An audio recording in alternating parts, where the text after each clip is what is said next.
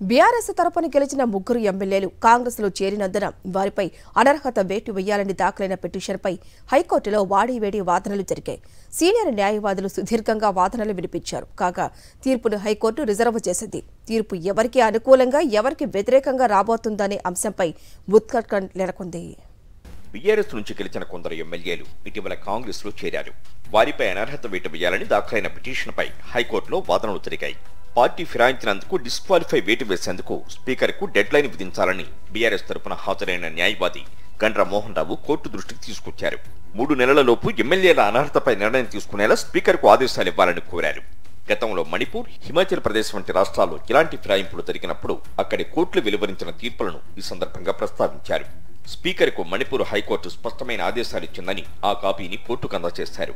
ఎమ్మెల్యేల తరపు న్యాయవాది గంజాల రవిశంకర్ జోక్యం చేసుకుని స్పీకర్ కు న్యాయస్థానాలు అలాంటి ఆదేశాలు ఇవ్వడం వీలు పడదని, ఇప్పటి వరకు స్పీకర్లకు కోర్టులు అలాంటి ఆదేశాలు కూడా ఇవ్వలేదని పేర్కొన్నారు. శాసన వ్యవస్థలో న్యాయస్థానాలు జోక్యం చేసుకోవడం కుదరదని పేర్కొన్నారు. రాజ్యాంగపరమైన వ్యవస్థలో కోర్టులు వాటి పరిధిని దాటి వ్యవహరించలేవని, నిర్ణయాలు కూడా తీసుకోలేవని అన్నారు. ప్రభుత్వం తరపున హాజరైన అడ్వకేట్ జనరల్ సుదర్శన్ రెడ్డి సైతం స్పీకర్ తగిన పరిశీలన చేసి నిర్ణయం తీసుకోవడానికి సమయం పడుతుందన్నారు. పిటిషనర్లు కోరినట్లు నిర్ణయం తీసుకునేలా కోర్టులు ఎలాంటి ఆదేశాలు ఇవ్వలేవన్నారు.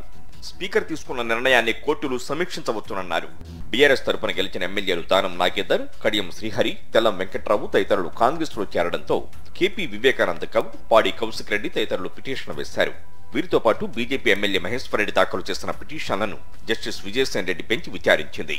కోర్టులు ఈ పిటిషన్లను విచారించి నిర్ణయం తీసుకునేంత వరకు, తీర్పుని వెల్లడించేంత వరకు స్పీకర్ తగిన డెసిషన్ తీసుకోరా అని జస్టిస్ విజయసేన్ రెడ్డి సూటిగా ప్రశ్నించారు.